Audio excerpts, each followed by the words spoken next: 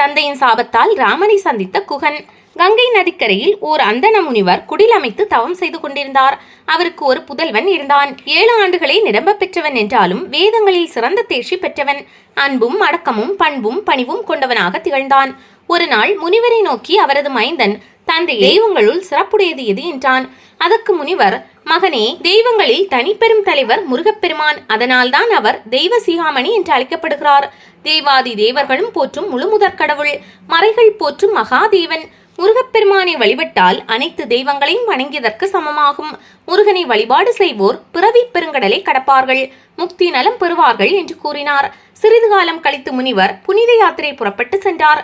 குடிலில் சிறுவன் மட்டுமே இருந்து இறைவனை நோக்கி தவம் செய்து வந்தான். இந்நிலையில் கங்கை நதிக்கரையோரம் இருந்த காட்டில் வேட்டையாட மன்னன் ஒருவன் வந்தான். அவன் ஒரு விலங்கின் மீது வைத்த குறி தவறிப்போய் அங்கு தவம் செய்து கொண்டிருந்த முனிவரின் மீது பட்டு அவர் மாய்ந்து போனார். இதனால் அந்த மன்னனுக்கு பிரம்மஹத்தி தோஷம் ஏற்பட்டது. அதன் பிடியிலிருந்து விடுபட கங்கை நதிக்கரையில் உள்ள ஆசிரமம் நோக்கி வந்தான் மன்னன். ஆனால் ஆசிரமத்தில் முனிவர் இல்லை, அவர் யாத்திரை சென்றுள்ளார் என்பதை அறிந்ததும் அவன் மன வருத்தத்துடன் அங்கிருந்து புறப்பட தயாரானான். ஆனால் முனிவரின் மகன் மன்னனை தடுத்து நிறுத்தினான். வேந்தனே, நீ என்ன காரணமாக வந்தாய்? உனக்கு என்ன கவலை? என்னை சிறுவன் என்று எண்ண வேண்டாம். இருள் சூழ்ந்த வீட்டிற்குள் சிறுவன் விளக்கை எடுத்து சென்றாலும் இருள் விலகும் தானே. ஆகையால் என்னை அலட்சியப்படுத்தாமல் உன் குறையை கூறு. உன் கவலை விலக என்னால் வழிகாட்ட முடியும் என்றான் அந்த சிறுவன்.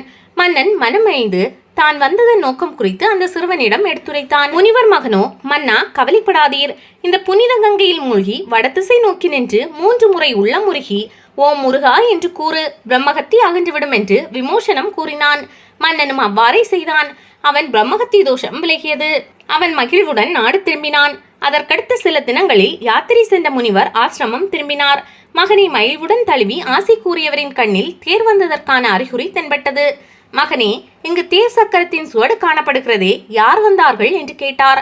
மகனும் மன்னன் வந்ததையும் அவனுக்கு தான் பரிகாரமாக ஓம் முருகா என்ற மந்திரத்தை 3 முறை கூறும்படியும் அருளியதை ஒன்றுவிடாமல் சொல்லி முடித்தான்.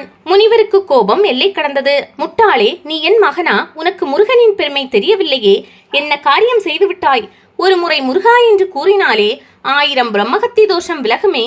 அதை விடுத்து 3 முறை கூற சொல்லி முருகனின் பெருமையை சிறுமைப்படுத்தி விட்டாயே. முருகன் பெருமையை அறியாத நீ வேடனாக பிறப்பாயாக என்று சாபம் கொடுத்தார். சிறுவன் தந்தையை வணங்கி பிழையை பொறுக்குமாறு வேண்டினான். முனிவர் சினம் தணிந்து, மகனே, நீ கங்கை கரையிலே பிறப்பாய்.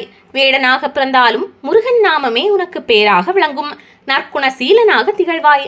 அந்த பிறவியில் உனக்கு ராமபிரான் நண்பனாகும் நலம் பெறுவாய் என்று அருள் புரிந்தார். சாபத்தின் காரணமாக மறுபிறப்பில் கங்கை கரையில் வேடனாக பிறந்த அவன் குகன் என்று அழைக்கப்பட்டான். அயோத்தியிலிருந்து காட்டிற்கு வனவாசம் வந்தபோது ராமபிரான் குகனை சந்தித்தார். முனிவர் தன் மகனுக்கு கொடுத்தது சாபம்தான் என்றாலும் அந்த சாபமே ராமபிரானை சந்திக்கும் வரத்தை அவனுக்கு அளித்தது.